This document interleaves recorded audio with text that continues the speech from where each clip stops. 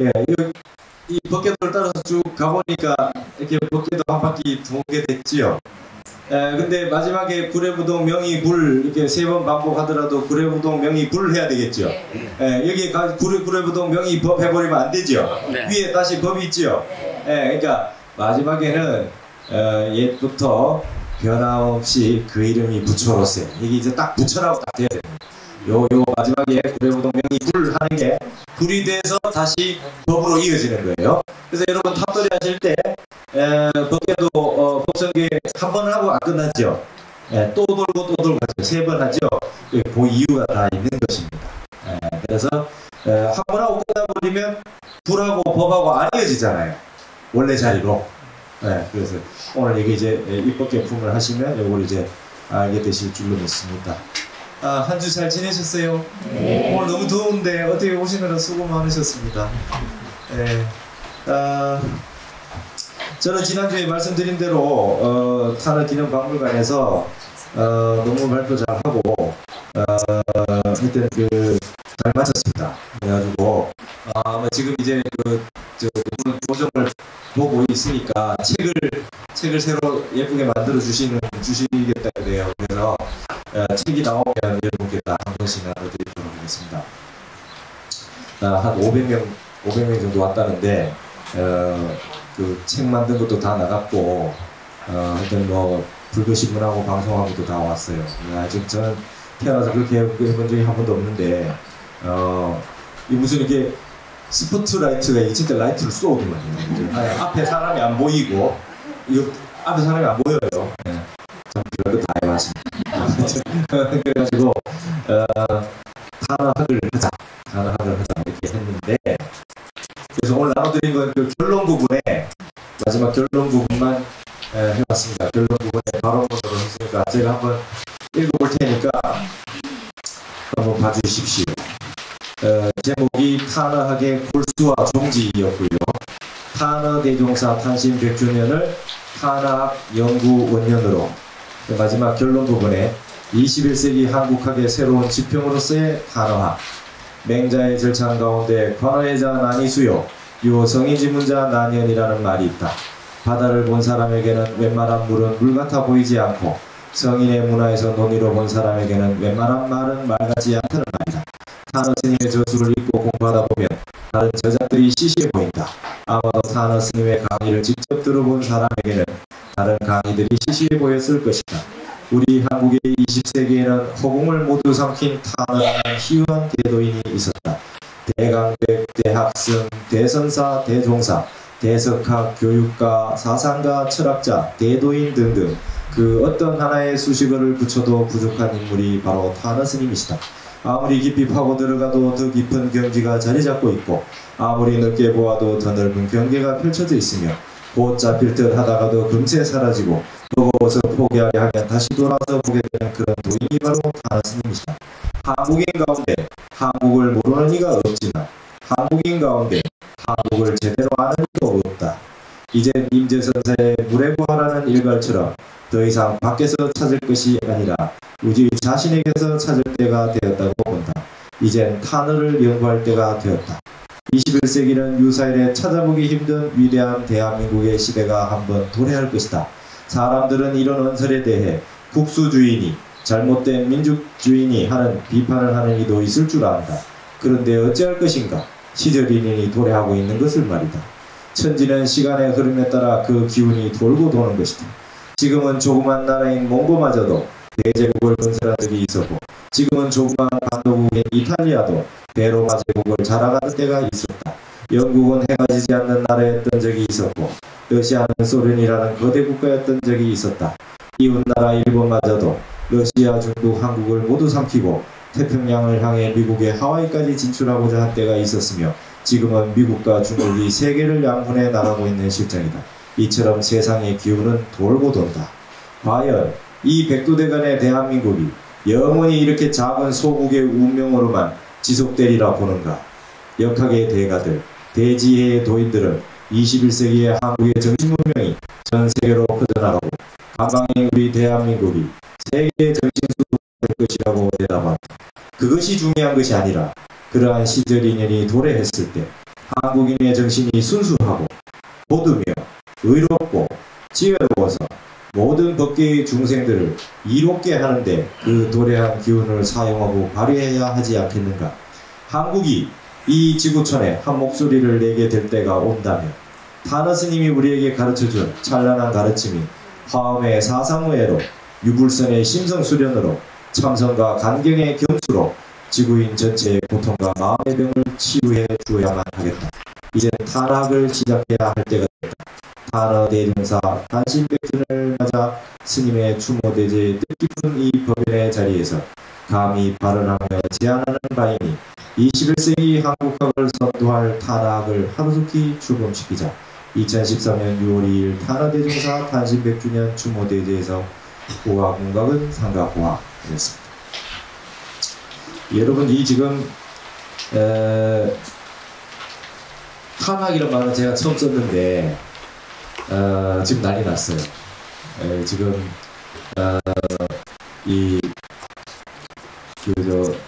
뭡니까, 이 탄어 불교 문화재단이라고 있어요. 탄어 스님 제자들이 만드는 그게 있는데 거기서 이제 이사회를 열기로 했대요. 저 스님 말씀대로 이대로 있어서는 안 되겠다. 그래가지고 어떻게 될지 모르겠지만 올해 안에 탄어 학회를 만들기로 지금 추진을 하고 있어요. 그리고 그게 통과가 되면 오대산 월정사의 모든 탄어 스님 문도회하고 다 모여서 아마 탄어 학회를 해서 본격적으로 연구하고 뭐 이렇게 하는 거를 하려고 하는 것 같아요. 금강전에 해가 스님 스님한테 전화가 왔어요. 지금 이제 이걸 하려고 그러는데 스님이 하자 그랬으니까 스님이 책임지고 연구도 하고 그렇게 해야 되지 않겠느냐. 제가 여러분 발표할 때 제가 신분이 뭐였냐면 탄어기념박물관 연구실장이었어요. 연구실장으로 발표했습니다. 발표하기 3일 전에 결정이 됐어요. 갑자기 뜬금없이 하면 이상하잖아, 그죠? 저 사람 누군데? 그래가지고 연구실장. 갑자기 연구실장이 됐어요. 근데 해교생한테 전화가 왔대요. 이걸 하고 나서 보도가 나오고 난 다음에 어떤 문 중에서 우리가 할 걸 놓쳤다, 그런 애가 있었다는 거야. 가봐보니까 할 때는 성철 스님 문도밖에 없어.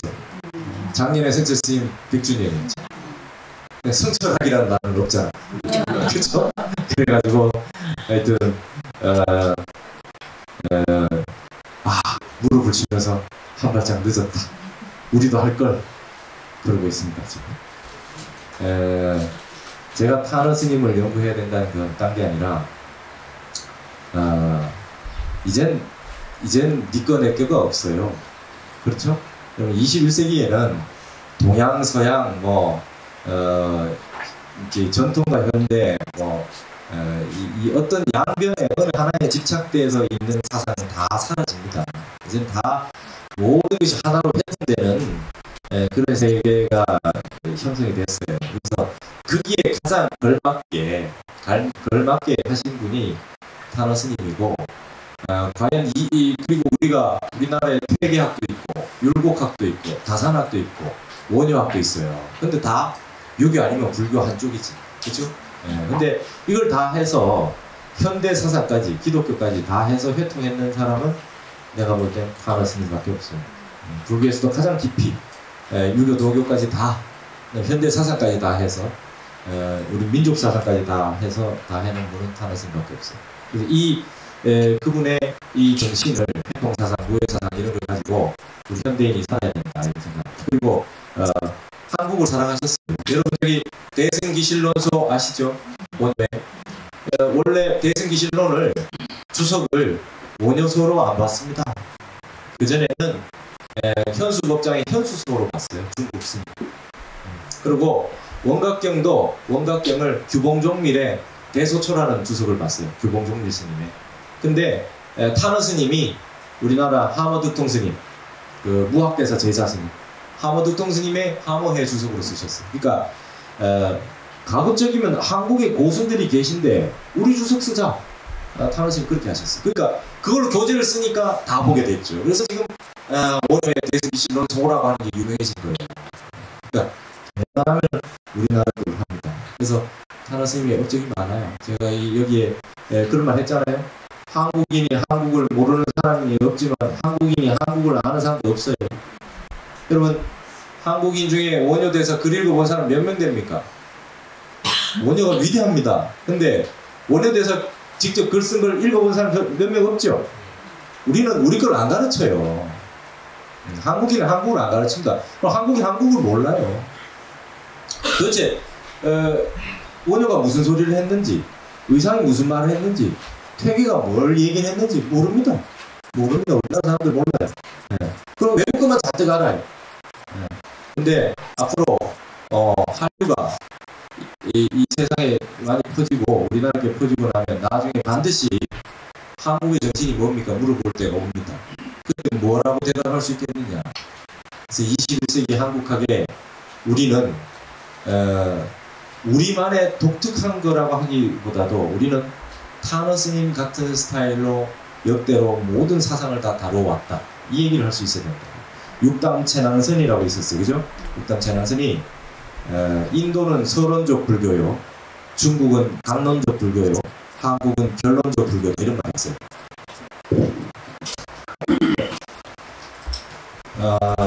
이런 논문 쓸 때 서론 쓰죠. 서론 쓰고 그 다음에 이제 본론 쓰잖아요. 그죠? 예, 본론 씁니다. 본론 쓰는데 이걸 이제 강론이라고 하죠. 각각의 강론이라고 해요. 예, 강론이라고 합니다. 그 다음에 이제 강론은 뭐 1, 2, 3 이렇게 쭉쭉쭉쭉 나오죠. 그리고 마지막에 이게 이제 결론이 나오지 않습니까? 이게 인도 불교를 시작했고 중국은 종파불교를 했잖아요. 정토종, 뭐 천태종, 뭐 선종, 화엄종, 각자, 그죠? 각자. 그러니까 우리나라 전하고 다릅니다. 정토종 사원에 가면 여불만 하고, 그 다음에 화엄종 사찰에 가면 대제광전에서 이제 화엄 사찰이고, 선종 사찰에는 또 선종만 있고, 이랬습니다. 우리나라는 어때요? 우리 지금 화기성 봅니다. 대제광전, 화엄경이죠. 대웅전, 법화경에 나오는 말입니다. 대웅. 국제선언 있어요. 선종. 서야 나란히 하죠. 총지종. 그 다음에 영불 제사 지내죠. 정토종. 다 있어요. 없는 게 없죠. 여기 있는 강론이 하나하나 있지만 결론은 빠뜨릴 수 있나? 이걸 다 담아야지. 그렇죠? 이건 결론적 불교죠. 뭐 다르게 무슨 뭐 이 옛날 로버트 버즈웰이라는 UCLA에서 그 교수가 우리나라에서 보조 스님 밑에서 구선 스님 밑에서 스님까지 하고 미국에 가서 교수가 됐는데 한국 불교를 제일 잘한다는 분이 한국한테 뭐 패통 불교라 그러는데 한국 불교는 다 패통했다. 패통 불교라 그러는데 그러면 부인이 한국 분이에요. 패통 불교라 그러는데 그러면 한국인들 먹는 비빔밥 같은 거냐 이랬다는 거예요. 예. 그러니까 그런 거 아니다 이거예요. 우리는 이걸 다 우려 녹이는 곰탕 같은 거지. 그죠? 땀만 난다 다 와도. 그러니까 여러분 우리는 결론적 불교다. 그러면 일본은 뭡니까? 일본은 유지의 불교다. 우리 걸 보내주면 지키는 불교. 여러분 우리 거 간 거요. 일본 그대로 다 나와 있습니다. 백제 시대 때 신라 시대 때 그 엄청난 목조로 된 불상들이 아직 남아있어요. 백제 관음이라든지 보감미륵이라든지 다 남아있습니다. 일본이 가메가제라고 하는 게 뭡니까? 신풍. 그렇죠? 예. 몽고가 침입하러 갔을 때 태풍이 불어서 몽고가 못 돌아갔습니다. 그래서 일본은 한 번도 침입을 받지 않고 그대로 다 가지고 있어요. 고려불화가 제일 많이 있고 우리 고려 청자도 제일 많이 있고 그래서 저는 그렇게 얘기합니다. 일본은 대한민국의 박물관 수장고다. 그죠? 박물관 전시해놓고 그 속에 보면 수장고에 가득 들어있죠. 전시는 몇 작품 안 하잖아요. 일본 사람들 밖에 안 내놓습니다. 가면 그 가면 안 나와요. 연예인가 다 들어가면 이거 다 우리 거 나온다는 거죠. 근데 지금 한국은 어떤 스타일이냐면 여러분 원효는 어떤 식으로 글을 쓰냐 종요를 씁니다. 예. 이거 이제 불교사적으로 아셔야 됩니다. 모든 경전에 대해서 말 작고에 대해서 주석을 붙이지 않고 종요를 했어요. 가장 핵심되는 사상이 뭐냐 딱 씁니다. 열반경, 열반경 종요, 법화경 종요, 아미타경 종요, 이런 식으로. 네, 그래서 핵심이 뭐냐라고 하는 걸 딱 씁니다. 그럼 여러분 의상대사는 뭐였습니까? 의상대사는 법계도 그렸죠, 그죠? 네, 법계도 그렸습니다. 그림 그렸어요, 그림. 그 다음에 법성계, 맞죠? 네, 법성계. 그러면 하경이 10조 9만 5,048자인데 노래 하나, 200일자 노래 하나, 법계도 그림 하나 오늘 보신 거, 그걸로 화경 다 요약합니다. 그렇죠? 자, 이건 이제 우리 불교면 한국의 유교는 어떻게 되냐? 유교는 퇴계는 어떻게 했습니까? 퇴계는 성학십도라는 게 있어요. 성학십도라는. 유교의 모든 내용을 그림 10장으로 다 했어요. 선조 임금이 그 언제 공부 그렇게 다 하겠느냐, 이거 보내줄 테니까 병풍 10통 만들어서 늘 보면서 공부해라. 그림 그려놓고 그 옆에 쓰는 딱 그려. 그거 10개로 성학십도입니다. 10개로 다 요약 다 완성했어요. 그 다음 율곡은 어떻게 됐습니까? 율곡은 성학지묘입니다. 성학지묘. 이건 책입니다. 한 권으로, 딱 한 권 책으로 유교 13경 내용 전체를 딱 요약했어요. 그럼 자, 여기 보세요. 자, 이제 고등학교식으로 이제 노란 종요, 그죠? 도, 그림 도자, 그렇죠? 퇴계는 성학십도, 율곡은 성학집요, 그렇죠? 도 아니면 요잖아요. 우리 다 요약입니다. 결론이에요. 그동안 있었던 거 모두 다 결론에 와서 다 나열할 수는 없잖아. 핵심만 뽑아야지. 법성계로 뽑고, 성학십도로 뽑고, 종요로 뽑고, 그렇죠? 법계도로 뽑고, 성학집요로 뽑고, 이래야 된다. 그리고 우리 결론, 우리나라한테 들어오면 다 결론이 나는 거예요. 그래서 그게 대통령입니다. 그래서 우리 속에 다 있단 말이에요. 모든 불교와 모든 유교 사상이 다 있는데 우리나라로 들어오면 다 요약이 된다. 그걸 20세기에는 타르셈이 했다. 이게 우리 한국적 스타일이다. 그래서 한국인이 머리가 굉장히 좋은 거죠. 우리가 결론 다 내린다. 그래서 만법 귀일 이러잖아요, 그죠?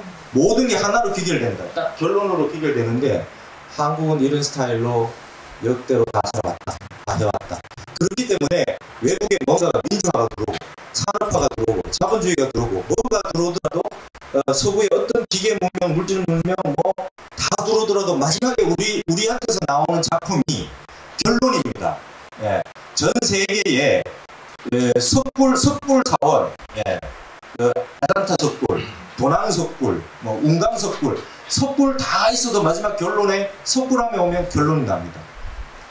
그 다음에 모든 불교 미술들 다 해서 저기 간다라서부터 시작해서 실크로드를 건너서 맨 마지막에 딱 오면 고려불화에서 딱 끝이 나요. 마무리입니다. 그 다음에 무슨 그릇 만들고 해서 딱 해서 나오는 거 마지막 고려청사에서 오면 딱 마무리입니다. 우리 다 이래요. 예. 불상도 우리나라 불상이 제일 아름답고 마지막에 가장 완벽하게 마지막 결론 그걸 딱 만들어내는 게 우리 겁니다. 그럼 일본은 하나 받으면 그걸 가지고 신수단지 모시고 사는 거죠. 예. 그게 이제 그렇게 돼 있다. 예. 그래서 이런 것도 이런 거 얘기하면 막 국수주의다 그러고 막 그래요. 근데 맞잖아요. 없는 얘기를 하는 건 아니잖아. 외국 거는 다 외우면서 우리 건 몰라요. 진짜 여러분 또 불교 공부만 하시니까 성학십도 성학지교 그런 거 모르지 않습니까? 유교 공부하는 분들은 법계도 법성계 그런 또 몰라요. 이게 몰라요.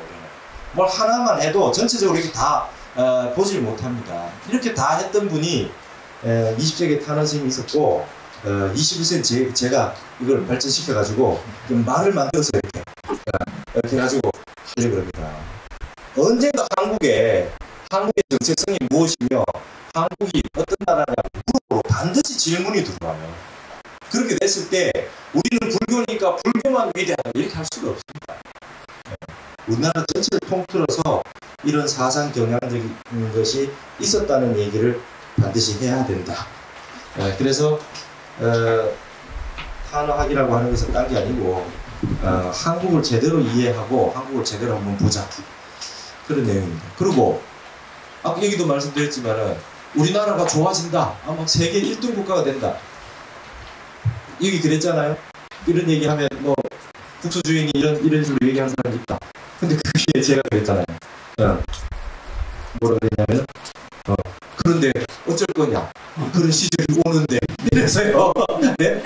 그게 대해서 뭐 논리적으로 반발하는 게 아니라 어쩔 건데 앞으로 그럴 건데 이래서 중요한 거는 그런 세월이 왔을 때요. 우리는 일본처럼 하면 안 되고 옛날 중국처럼 하면 안 되고 소련처럼 하면 안 되고 그런 겁니다. 몽고처럼 하면 안 되고 얼마나 나쁜 짓 많이 합니까? 여러분 살다 보면 사람이 이 운도 이 운이 좋을 때가 있고 나쁠 때가 있고 그렇잖아요. 이 오르막 내리막 하지 않습니까? 좋을 때 겸손하고 좋을 때 조심하고 경험해야 되잖아요. 영원히 그럴 수는 없거든요. 일본 보세요. 너무 나간 거라, 그죠? 너무 정신 못 차리고 태평양에 왜 나갑니까? 정신을 못 차린 거죠. 자기 기운을 이기지 못해서 정신을 못 차린 거죠. 지금 우리보다 못한 나라에 가면 동남아 이런 데 가면 나쁜 짓 많이 해요. 그건 아닙니다. 그 업을 지으면 바보가 와요. 우리에게 좋은 기운이 오고 우리가 세상의 1등 국가가 돼서 많은 사람들에게 뭔가 얘기를 할 수 있을 때는 우리는 수행하는 거 가르쳐주고 그 다음에 함께 하는 거 서로 화합해서 행복하게 서로 나누고 더 많은 것을 같이 공유하고 협동해서 화합해서 살고 그 다음 수련하고 좋은 사상을 가지고 문화와 폭력 없이 이런 걸로 가야죠. 그죠? 우리 문화민족이잖아. 그러니까 그런 걸로 우리가 가야 됩니다. 근데 이게 사람이라고 하는 게 이게 기운이 좋아지면 어느 정도 되면 정신을 못 차립니다. 모든 나라, 여러분 전 세계의 모든 제국을 보십시오. 로마 제국, 몽고 제국, 그 모든 제국들이 일본의 당나라, 수나라 보십시오. 전부 다 위대한 그 기운이 도래했을 때 다 바깥에 가서 자기 욕심 채우고 다른 나라한테 폭력을 행사하고 그렇게 해가지고 다 결국 망했습니다. 우리에게도 그런 기회가 돌아옵니다. 우리 선지식들은 다 그런 얘기를 했고 역학적으로 이미 다 그렇게 돼 있다고 얘기를 합니다. 그리고 그런 모습이 기본적으로 나타나고 있어요.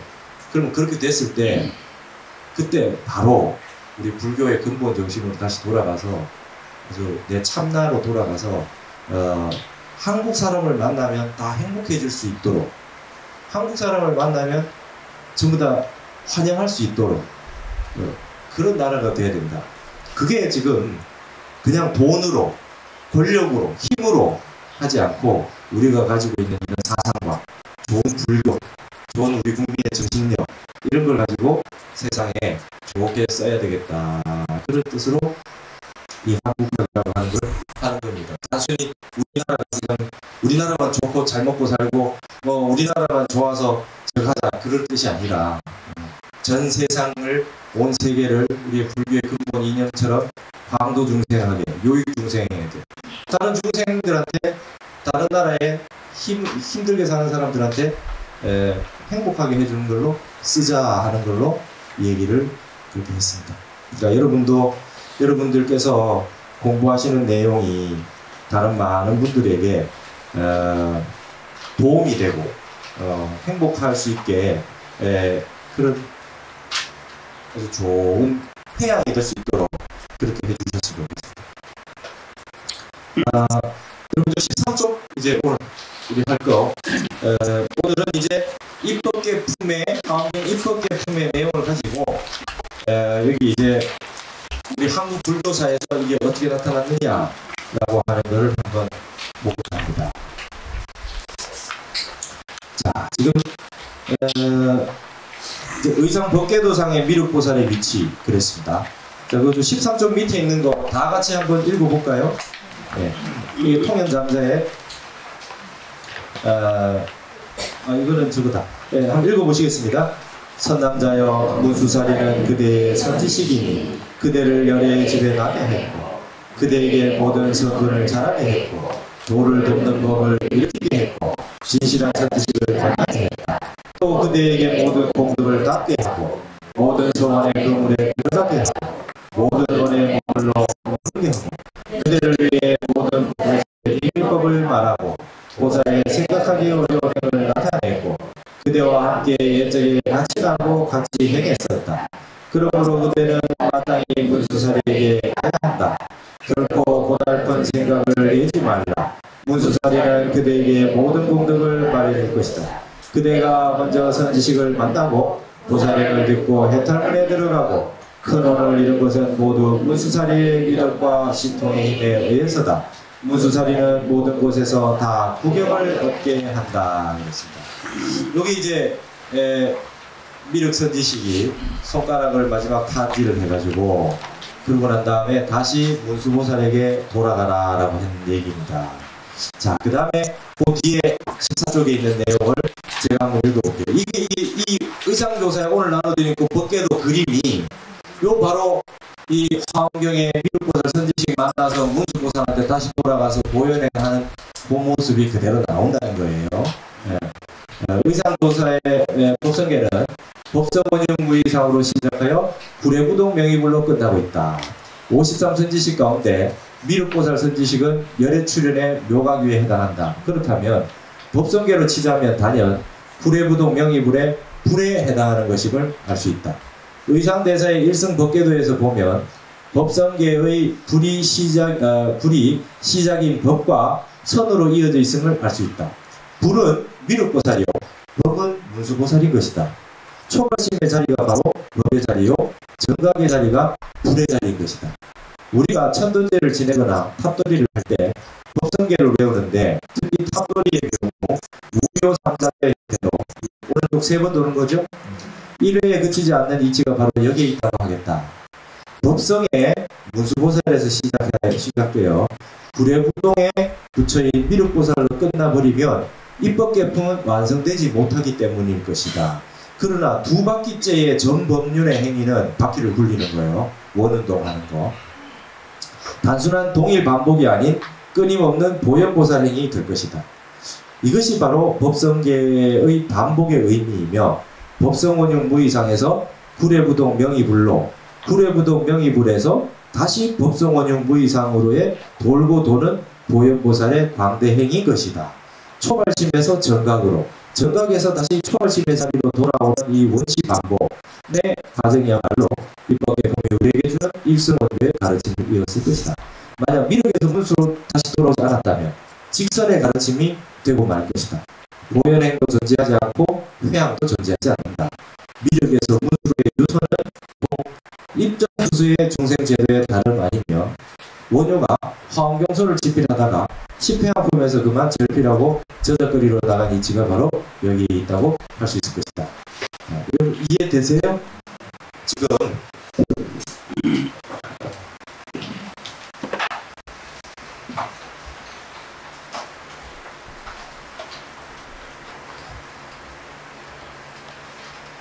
동국대 다닐 때 이걸 논문을 썼더니 동국대 그 화엄 가르치는 해주 스님이 비구니 스님이신데 아주 그 화엄을 아주 잘 보세요. 동국대 이제 우리나라에서 비구니 스님으로 처음 교수 되신 분이 해주 스님인데 해주 스님이 이 앞부분은 제가 입정탄지라고 그랬잖아요. 그러니까 경전안의 내용이고 여기 이제 출정탄지라고 썼어요. 이 경전 바깥에 있는 내용인데 지금까지 이거 공부를 가지고 한국 불교를 분석하는 건데 야, 실상 대단하다는 거예요. 나는 화엄을 이렇게 봐도 이렇게 뽑아내서 글을 잘 못 쓰겠는데 그걸 참 잘 뽑아낸다 그래요. 아주 잘 뽑아낸다. 그리고 여기 지금 법성원흉 이렇게 돼 있잖아요. 그죠? 여러분 법궤도 한번 보세요. 법성원흉 무의상에서 이렇게 쭉 돌잖아요. 그죠? 이렇게 해가지고 이렇게 막 돌아요. 돌고 마지막에 쭉 돌아와서 구례부동 명의불 이렇게 나오면서 사실 더 밑에 닦아 있죠. 그죠? 여기 딱 구례부동 명위불 이렇게 나왔죠. 그죠? 예. 그러니까 여기로 돌아서 여기 왔어요. 근데 이제 입법계품이 저의 말씀인 즉슨 시작할 때 여기 법이잖아. 그죠? 왜 법입니까? 입법계품이잖아요. 예, 입법계. 예. 법의 세계로 들어가는 거니까 법의 세계로 처음에 들어가야죠. 그래서 의상조사가 대단하신 거라. 이 글자 하나 배치하는 것도 얼마나 많이 생각을 하시는지 잘 보셔야 돼요. 그래서 법성 원형 무의상에서 가는데, 여러분 여기 지금 지난번에 말씀드렸지만은 법궤도에 있는 이거 꺾어지는 각이 몇 개 있었다 그랬습니까? 55개. 그죠? 55각이 있어요. 각이 55각인데 지난번 말씀드렸듯이 53선지식이잖아요. 그죠? 53선지식에 덕생동자, 유덕동료가 하나로 쳤으니까 이게 한 번 더 쳐야 되고, 문수보살이 2번 만나잖아요. 그죠? 한 번 만난 걸로 쳤거든요. 그래서 이렇게 되면 55선지식이 됩니다. 만난 거는 실제로 마지막에 문수보살 또 만나니까.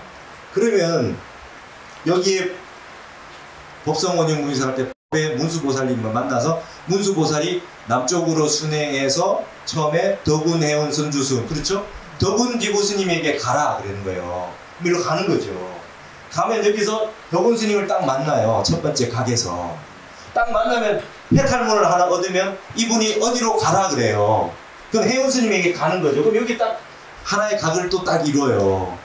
해운 스님한테 어떤 해탈문을 얻어요. 그러면 선주 스님에게 가라 그래요. 선주 스님은 딱 여기 딱 와서 여기 딱 이루는 거예요. 그러니까 이게 여기에 각이라고 하는 게 이게 깨달을 각이고요. 그죠? 근데 이게 비로자나 장흥각 누각 할 때 누각 각이고, 그죠? 네? 이게 지금 우리나라의 의상대사가 이걸로 이렇게 다 만들어 놓은 겁니다. 그래서 이 각이 55개가 있다는 건 뭡니까? 선지식 숫자대로 만나신 거예요. 1위로 가라. 그럼 여기서 여기까지 오는 데에서 1위로 올 때는 이건 다 내가 해탈문 증득한 거죠. 깨달은 거죠. 10주, 10회, 10회양 이렇게 이런 식으로 하나하나씩 얻어서 온 겁니다. 딱 오면 여기 걸 배우고, 여기서 딱 하면 여기 걸 얻고, 여기서 또 딱 배우고 일로 가고, 이런 식으로 딱 해서 각을 이렇게 딱 해서 이렇게 딱딱 도는 겁니다. 그런데 그렇게 해서 마지막에 여기 와서 53선지식을 다 만나고 나서 마지막에 여기서 딱 꺾으면 딱 불의부동 명의불에서 딱 만나는 분이 과연 누굽니까? 이분이 미륵보살이잖아요. 그쵸? 이분이 미륵입니다. 이분이 미륵이고 이분이 문수잖아요. 그러니까 여기 이 마지막이 묘각입니다. 묘각. 그쵸? 맨 마지막 깨달은 단계의 마지막이지요? 그럼 여기서 꺾어져 왔을 때 여기에 누구였겠어요? 여기가 덕생동자 유덕동료였겠죠. 그죠? 마지막 등각의 마지막 단계 여기에서 여기 딱 꺾어서 와서 미륵부처님한테 딱 꺾여서 가면서 이제 깨달음을 이루었습니다. 그러니까 여기에 우리가 법성기 할 때 구례구동 명이 불입니다. 무조건. 그렇죠? 이거 묘각이다. 구례구동 명이 승 이런 거 하면 안 돼. 무조건 딱 부처님 자리다. 그런데 여기에서 미륵보살 선지식이 다시금 출정 탄진에서 싹 사라지고 나서 다시 문수에게 가라 됩니다. 여기서 끊어지면 미륵에게 와서 끝났다고 하면 그냥 안 이어지는 거죠. 문수에게 가라 그래서 이게 이어지는 겁니다. 그래서 법성계를 한 번 하고 딱 끝나는 게 아니잖아요. 한 번 하고 딱 끝나면 묘각에서 끝나고 문수를 만나러 가는 일이 없어지는 거예요. 그래서 이게 중요한 겁니다. 이게 여기에 다시 그래서 깨달은 자리로 돌아와서 딱 와보니까 결국은 원래 그 자리더라 이겁니다. 여러분 하나 이루고 왔는데 결국 돌고 다 와보니까 원래 그 자리더라. 여러분 원래 우리는 깨달아져 있잖아요. 그렇죠? 몸각이지 않습니까? 근데 우리가 지금 불각을 하고 있어요. 못 깨달고 있어요. 그래가지고 막 깨달아서 수행을 해서 낱낱이 수행을 해서 해탈문을 다 이루고 왔더니 그야말로 이제 구례부동 명의를 해서 묘각지에 와서 시각을 다 했거든요. 와서 봤더니 이 자리가 바로 그냥 이 자리다. 본각자리하고 시각자리하고 전혀 다른 것 없이 바로 그 자리입니다. 예전에 선사스님들 그 깨달은 개성 그런 거 있죠. 30년 내 신충객이 30년 동안 보물을 찾던 나그네가 옛날에 큰 스님 그런 분이 있어요. 온 세상을 이제 도를 구하러 다니다가 이제 수행을 하고 30년 동안 돌아다니다가 자기 이제 집에 돌아왔어요. 30년 만에. 30년 만에 또 돌아왔는데 봄에 매화꽃이 떡 핀 걸 보고 깨달았어요. 그거 깨쳤어요. 야, 30년 내 신건객이 돌고 돌아오고 우리 집에 매화를 보니까 그제서 봄이구나 하는 게 이 오도속에 그런 게 있습니다. 이 지금 돌고 돌아서 왔는데 알고 보니까 그 자리입니다. 내가 다 깨달아져 있는데 이걸 바깥에서 구해서 돌고 돌고 찾아서 왔더라는 거예요. 그럼 여기서 문수보살이 다시 또 가라는 거죠. 그죠? 어디로? 보현보살한테 가는 거예요. 그러면 보현보살한테 가는 보현행은, 마지막에 보현행원은 이게 이제 그냥 그다음부터는 이건 벌써 깨달아져 있는 거죠. 깨달으러 가는 것이 아니라 보살행을 하러 떠나는 거예요. 그 다음에 이제 이 탑돌이 할 때 2바퀴째부터 3바퀴까지는 이제 그 다음에 뭡니까? 그냥 깨달은 내용을 온 세상의 중생에게 펴는 보현보살행인 거지. 여기서 끝나버리지 않고 여기서 돌아가서 또다시 돈다. 그래서 3번 돈다. 3이라고 하는 숫자는 여러분 다 우리 벌써 다 배웠죠? 법신보신 하신 일심삼덕, 그죠? 대방광, 최상용, 법신보신 하신, 그죠? 예. 법신반야 해탈. 3이라는 숫자는 이게 원만구족수다. 원만구족수다. 다 갖추어져 있다. 다 갖추어져 있고, 이게 바로 10법계다. 환경에는 10지 10행, 10이라는 숫자를 이거하고 똑같이 썼다. 3이나 10이나 똑같은 말이다. 완전하다. 완전하게, 완전무결하다는 거를 의미한다. 그래서 이렇게 우리 원의삼점, 이거 조계종 원의삼점 하는 거 말씀드렸었지 않습니까? 그래서 3바퀴를 많이 하면 좋은데, 우리 3배 왜 합니까? 108배하고 1000배 해야지 다 완성되는 것이 아니라 3배 안에 이런 상직이 있어서 3배 합니다. 3배 하면 완성수다. 우리가 알고 있는 대방광 최상형이다. 이렇게 되는 거죠. 그래서 이제 3바퀴를 도는 겁니다. 이게 이제 법계도에 있는 사상입니다. 일승법계도에 있는 사상. 알고 봤더니 구례부동 명의고리라. 옛날부터 변함없이 그 자리가 부처로세. 그리고 다시 법성원영구 이상 돌아갑니다. 그 다음부터는 내가 가는 곳마다 새롭지 않지요. 다 가서 다 깨달아져 있는 것들을 중생에게 펴는 것이다. 이렇게 되어 있습니다.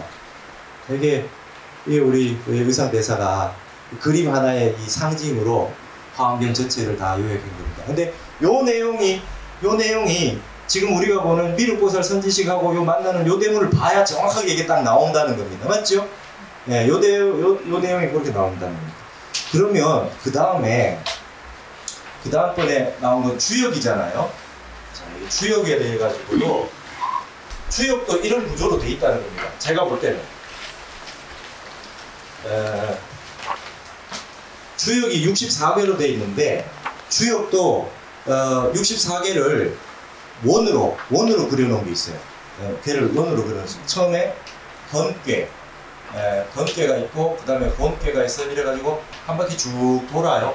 돌다가 중간쯤 오면 여기까지가 상경이고, 그 다음에 여기 하경이 시작될 때 여기 함께가 있고, 그 다음에 한괴가 있고, 뭐 이렇습니다. 한괴 이래가지고 쭉 지나갑니다. 가다가 63번째, 64번째, 여기 첫 번째, 두 번째, 64개가 있는데 63번째 괴가 괴 이름이 뭐냐면 기재괴입니다. 기재괴. 이미 다 완성되었다. 이런 얘기예요. 64번째 괴는 미재괴다. 이렇게 되어 있습니다. 아직까지 완성이 안 됐다는 거예요. 그러니까 미완성 교양곡이다. 이런 겁니다. 63번째는 다 끝났다. 이런 얘기고 64번째는 미완성 교양곡이다. 이렇게 되어 있어요. 그러면 지금 이 건괴라고 하는 건 우리 건공감리할 때 이런 거 아시죠? 이게 건이고 이게 곤입니다. 이거는 이 건이라고 하는 거와 곤이라고 하는 거는 양밖에 없잖아요. 이거는 순양입니다. 순양. 완전히 순수한 양밖에 없어요. 근데 이거는 완전히 순수한 이거는 음밖에 없죠. 그죠? 순음이죠. 근데 여러분 완전히 양밖에 없는 건 세상에 존재할까요? 없어요. 완전히 음밖에 없는 것도 없어요. 그러니까 세상에 그 무엇도 완전한 완전한 양 이런 건 없어요. 네. 여러분 태양도 낮에 있는 거하고 밤에 있는 거하고는 다르잖아요. 그죠? 달도 보름달하고 이 초생달하고는 다른 겁니다. 그러니까 속에서도 양기가 센 게 있고 그렇게 양기가 약한 게 있고 이런 식으로 바뀝니다. 그래서 이것은 64개 중에 건괴, 공괴 이 두 가지는 세상에 없는 겁니다. 세상에 없고 그냥 상징으로만 있어요. 근데 이게 일로 하나 들어가고 이게 일로 하나 들어가고 이렇게 해서 착종이라고 그래요. 막 뒤섞이면 나머지 62개가 만들어지겠죠. 그쵸? 네. 원리는 음양이라고 하는 원리 하나만 가지고 온 세상에 음을 조금 더 많이 하면 이런 게 되고 조금 적게 하면 이런 게 되고 이렇게 된 거죠. 그렇죠? 그렇게 만들어진 겁니다. 그래서 처음에 주역은 건께 본께로 쭉 시작해서 간까지 오고, 그 다음에 이제 함께라고 하는 개가 오면, 이 함께라고 하는 개는 뭐냐면, 함은 감야라 이렇게 되어 있습니다. 이 감야라 이렇게, 감흥한다 이렇게 되어 있습니다. 이게 함께는 처녀 총각이 결혼하는 개예요. 이거는 지금 음양이 완전히 뚝 떨어져 있잖아요, 그죠? 주역의 상경은 이 음양에서 순수한 뭔가 순수한 양만 해서 오는 거고, 여기 하경부터는 이제 음양이 결혼을 하는 거예요. 서로 화합하고 조화롭게. 음양이 조화를 이루지 못하면 세상이 이루어질 수 없죠. 그렇게 해서 와서 쭉 옵니다. 마지막에 와서 63번째 오면 다 이루었도다 이거예요. 다 이루었도다. 63번째. 근데 다 이루었다 이게 뭡니까? 불의부동 명의불하고 똑같아요. 그죠? 건이라고 하는 거는 시작이잖아요. 시작, 이게 문수하고 똑같아요. 이거 지금 불하고 똑같은데 이게 묘각입니다. 다 이루었다 이렇게 됐어요. 근데 여기서 끝나지 않고 여기서 다시 아직 덜 끝났다. 다시 일로 돌아가거라. 어디로? 문수한테 가거라. 이렇게 돼 있죠. 그래서 이게 다시 돕니다. 그러면 그러니까 봄, 여름, 가을, 겨울 갔다가 다시 봄, 여름, 가을, 겨울 이렇죠. 이게 계속 돌고 돕니다. 추나 추동이 돌고 아침 저녁이 돌고 주야가 돌고 계속 돌듯이. 그래서 이게 없다면 이걸로 끝나버린다면 이제 끝이에요. 직선이야, 직선. 직선에서 딱 끝나는 겁니다. 불의부동 명의불하고 끝나버리면 그 뒤가 없는 거죠. 그래서 여기서 이제 다시 이렇게 도는 겁니다. 주역은 이렇게 되어 있습니다. 그럼 여러분 여기가 아주 주역은 점치는 게 그걸로 아시죠? 아주 좋은 일이 있었어요. 개 중에 제일 좋은 개가 기재개죠. 가장 완벽하게 만들어져 있는 겁니다. 기재개가. 가장 음양이 가장 이상적으로 잘 배합되어 있는. 그런데 그걸 영원히 갑니까? 아닙니다. 미제. 가장 잘 돼 있어서 가장 완성되어 있었던 것 같았는데 그 다음에 딱 여러분 완성이라고 하는 걸 딱 만나면 행복의 극치를 딱 만나면 그 다음에 바로 행복이 극치가 아닌 게 나타나요. 행복하지 않은 게 옵니다. 이게 이제 주역의 원리입니다. 인간은 모든 건 바뀐다. 역이라고 하는 것은 바꿀 역자죠, 그죠? 주역이라고 하는 게 바뀐다는 거예요. 그래서 역경이라고 하는 경전 이름을 영어로 뭐라고 번역하냐면 이게 중국 이칭인데 이칭이라고도 하지만 book of change라고 해요. 변화의 책이라고. 주역이라고 하는 건 변화입니다. 그러면 여러분, 자 이제 세상은 모든 게 변한다는 겁니다. 그래서 주역에서는 점을 쳤는데 제일 안 좋은 개가 나오면 기뻐합니다. 기뻐해요. 제일 안 좋은 개. 비개라고 하는 개가 제일 안 좋아요. 이건 바닥이 바닥. 근데 이 개를 탁 나오면 좋아합니다. 왜? 왜 좋아요? 더 이상 나쁠 게 없어. 이제 끝. 나쁜 거 끝이다. 변화하니까 너무 좋은 게 오면 내가 지금 상태가 제일 좋은 거다. 그래서 여러분 나쁜 게 오면 바닥에 공이 튀면 이제 튈 일밖에 없잖아요. 가만 놔둬도 튑니다. 근데 이게 이제 최고로 올라가면 이제 떨어지는 롤러코스터를 타는 거예요. 이게 그러면 여기 있는 제일 나쁜 시절이 인연이 왔을 때 이제 좋다는 일밖에 없습니다. 지금 여러분 이 중에 고생하시는 분 계십니까? 다 떨어지면 야, 이 정도면 끝날 줄 알았는데 또 곤두박질 친다. 그럼 또 즐겁게 곤두박질 쳐주세요. 그래, 갈 때까지 가보자. 그러고 나면 바닥을 딱 치면 이제 올라와요. 올라오면 반드시 올라옵니다. 더 이상 갈 데가 없거든요. 그럼 올라옵니다. 그때부터는 막을 수가 없습니다. 올라올 때. 이걸 누가 막아요? 그렇죠? 여기서 이 떨어진 속도만큼이나 똑같이 올라가니까 이 올라옵니다. 그래서 제가 그랬잖아요. 우리 한국도 이런 인연이 시절인이 올 텐데 정신 차려야 된다고. 다른 나라들이 다 여기서 정신을 못 차려요. 그러면 여러분 주역을 공부를 하고 나면 공자가 뭐라 그랬냐면 주역 다 보고 나서 결론이 부점이다. 점 안 칠 뿐이다. 점 칠 필요가 없다는 거예요. 뻔한 거예요. 주역 공부 다 하고 나서 점을 열심히 치는 게 아니라 점을 안 치게 된다는 게 결론입니다. 주역 공부 다 하고 나면 뭘 점을 쳐? 오늘 좋은 일이 있었으면 내일 이제 별로 오늘보다 좋은 일 별로 없는 게 당연한 거지. 사람이 욕심이 개입돼 가지고 오늘만큼 좋기를 바라잖아요. 더도 말고 덜도 말고 지금처럼만 절대로 그런 건 없습니다. 더도 말고 덜도 말고 가는 그게 최고였는데 공이 하늘에 붕 떠가 딱 있나? 떨어져야지. 예, 떨어질 때도 그래요. 올라갔으니까 떨어지는 거지. 이러면서 멋지게 내려와야 돼요. 이제 조금씩 나아지는가 보다. 그럼 좋은 거다. 아, 앞으로 좋아지겠다. 또 지금까지 좋았던 분 좋아졌죠. 좋을 때, 잘 될 때, 그때 노후도 준비해놓고 미리 좀 모아놔야지. 그때 다 쓰면 이제 떨어질 때 정신이 없잖아요. 그러니까 미리 다 보는 겁니다. 아, 이 좋아질 때는 내려올 때를 생각하고 내려올 때는 다시 올라간다는 생각하면 됩니다. 이게 마음법이죠. 이게 이제 민간에게 퍼뜨리는 방법이고, 불교는 뭡니까? 불교는 뭐예요? 떨어질 때 떨어지고 올라갈 때 올라가는데 근본은 오르고 내리는 게 없어요. 그냥 쭉 가는 거지. 그렇잖아요. 불례불거요, 불생불멸이요, 그죠? 좋은 것도 없고 나쁜 것도 없고 행복도 없고 불행도 없고 고통도 없고 극락도 없고 지옥도 없고 천국도 없어요. 네 마음이 오르락내리락 하는 거다. 이래 됐다. 이거 믿고 가는 겁니다. 좋아도 그냥 뭐 그러든지 뭐 나빠도 나빠봐야 뭐 네가 얼마나 나쁘게 이러고 가는 거죠. 무심입니다. 네. 이 원리입니다. 주욕도 결국은 공부 많이 하면 이 원리로 갑니다. 좋은 거에 끄달리지 않고 나쁜 거에 막 소리치지 않고 그렇게 그런 게 없어요. 이렇게 됩니다. 이거를 제가 주요 원리를 이 마지막 미륵선지식에다가 한 게 14쪽에 그 주역 64개 있는 거 그걸로 한 겁니다. 그거 읽어보고 싶은 수시면 될 것 같네요. 제가 한번 읽어볼게요. 한번 보세요. 주역 64개와 53선지식의 관계론적 패턴 고찰. 미륵보살의 불과에서 문수보살의 초인으로 돌아오는 대목은 이인과 불의의 중승무진의 법계를 잘 설명해 주지만 거대한 이론상이 형성된 또한 앞의 의상 법계도를 통해서 살펴보았다. 주역의 64개도 이와 매우 유사한 패턴을 가지고 있으므로 한번 논할 필요가 있겠다. 불교의 경전 가운데 대표를 뽑으라면 화엄경을 들 수 있다면 유교의 근본 경전의 대표를 뽑으라면 주역이 될 수 있을 것이다. 주역에는 10익이라고 하여 주역 경문에 대해서 10가지 논문이라 할 만한 것이 있는데 여기에서 보면 서계전이라 하여 64개의 순서에 대한 공자의 해설이 있다.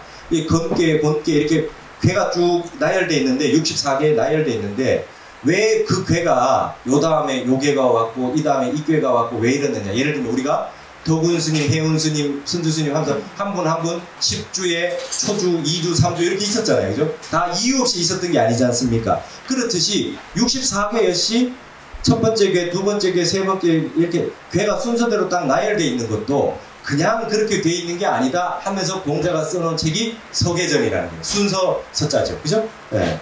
그렇게 돼 있는 거예요. 그래서 즉 53선지식의 순서가 주, 행, 향, 지와 배대되듯이 주역 64개의 순서 역시 순서 자체만으로도 굉장한 의미와 함축이 있다는 것이다.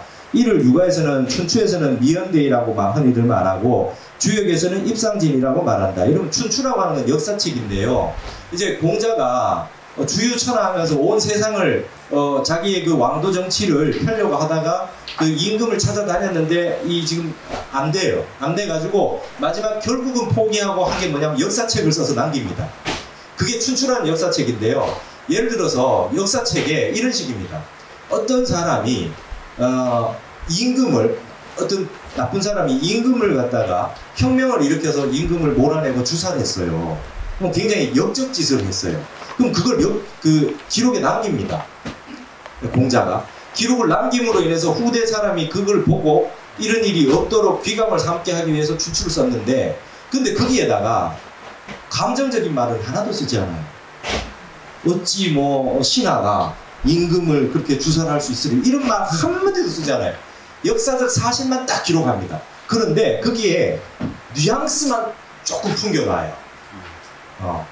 신하가 이럴 수도 있네 뭐 이런 식으로 뉘앙스만 살짝 남겨놔요. 그걸 아주 미연대이라고 그래요. 아주 미미한 말만 남겨놓고 그걸 자꾸 뭐 이렇게 말하자면 이 설명문이 아닌 그냥 상징으로 남겨두는 거. 그걸 미연대이라고 해요. 아주 말은 얼마 안 하고 뜻만 크게 남겨놓는 이 미연대라고 합니다. 주역에서는 입상징이라고 그래요. 상징적 상만 하나 남겨두고 진리는 다 말로 표현할 수 없으니까 말로 다 할 수 없으니까 괴상으로 그냥 심볼로 하나 딱 해놓고 이게 어떤 뜻이다 그래서 사람이 자꾸 상상해서 그 뜻을 찾아가게 만드는 게 입상징이에요. 자, 그러면 여기에 담겨있는 그 근본 뜻이 무엇이겠느냐는 겁니다. 주역의 64개는 건계와 공계에서 시작한다. 이것은 순양과 순음을 말하는 것으로 모든 우주의 근원이다. 네, 음양으로 되어 있잖아요. 그러므로 이는 입법계품의 문수보살과 같다. 시작이니까. 초발심의 자리는 모든 행원의 근본인 것과 같다. 하늘과 땅이 없으면 만물이 존재하지 않듯이 문수보살과의 초발심의 인연이 없이 불과의 정득은 없는 것과 같다. 주역의 63번째 궤는 기적궤이다. 이미 완전하다는 것을 의미한다. 위에는 음이 물이 있고 아래에는 양인 불이 있다. 물은 내려오는 속성이 있고 불은 올라가는 속성이 있다. 수승화강이라는 참선의 근본 이상이 매우 잘 실현된 최고의 궤라고 할 수 있다. 63번째 기적궤가. 근데 음양이 작동하여 만들어낸 가장 이상적인 상징이 바로 기적궤이다. 이게 불의부동 영이 불과 같아요.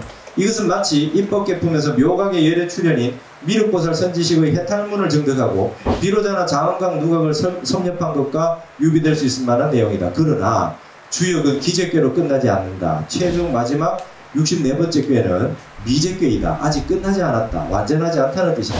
주역이 완전함의 상징인 기적궤로 끝났다면 직선이 되었을 것이다. 우리나라 태극기의 태극이 원이 되지 못하고 직선이 되고 말았을 것이며 주역의 접계는 같은 점에 단 하나의 해석만 존재해야 했을 것이다. 기적계에서 끝나지 않고 미적계로 끝나고 있기 때문에 주역은 다시 미적계에서 법계로 돌아가서 원이 구성되는 것이다. 그렇기 때문에 주역은 영원히 변한다는 의미의 여기 책의 이름으로 선택된 것이다. 영원히 변한다는 것만이 불변한다는 것이 바로 이 세상의 가장 간단한 이치라는 것이 주역이 우리에게 보여주는 메시지인 것이다.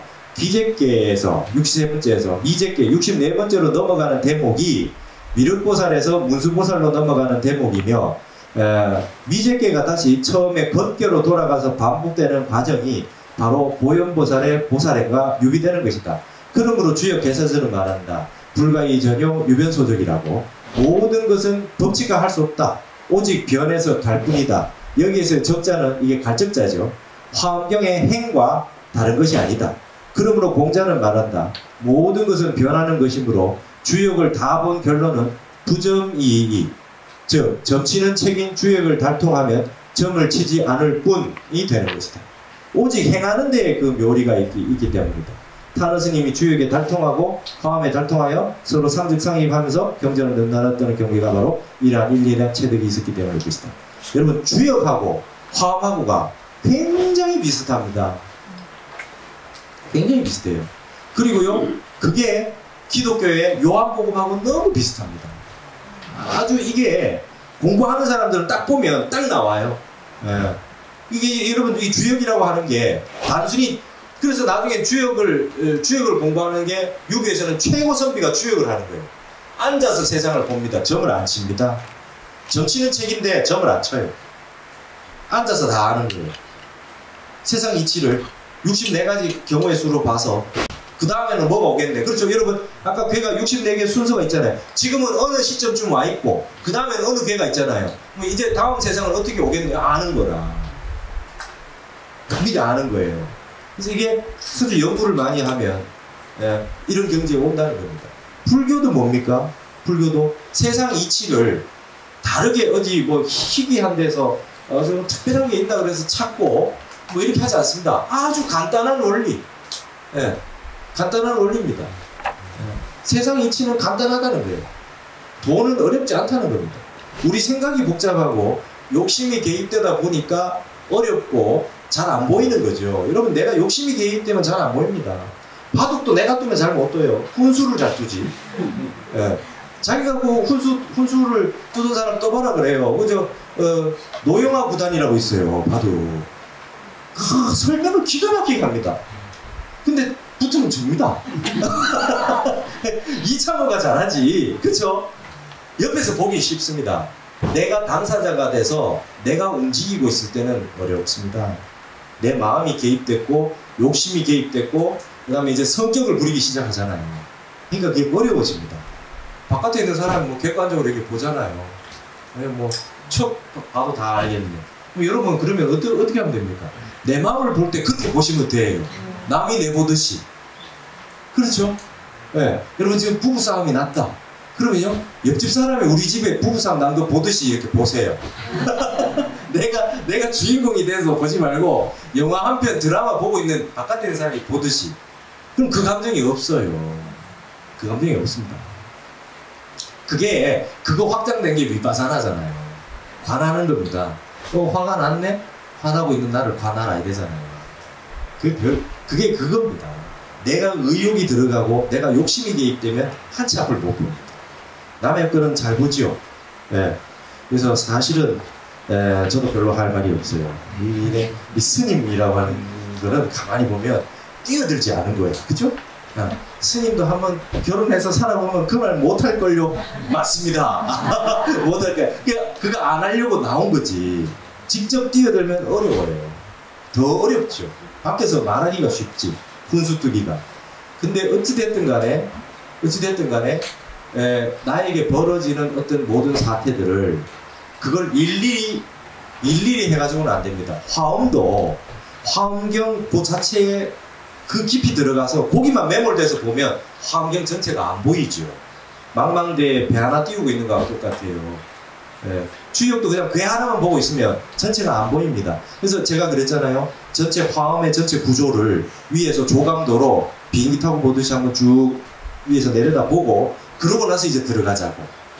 숲을 먼저 보고 나무를 보자고 이렇게 해서 해왔습니다. 그 다음에 이제 이 정도의 저게 되면은 이제 다음부터는 하나하나 보는데 좀 대략적으로 볼 때 여러분이 이제 직접 하나하나를 보시면서 전체가 화엄이라고 하는 게 이런 거더라. 이렇게 이제 여러분이 보실 수 있거든요. 그런 겁니다. 10분 쉬셨다가 또 할게요.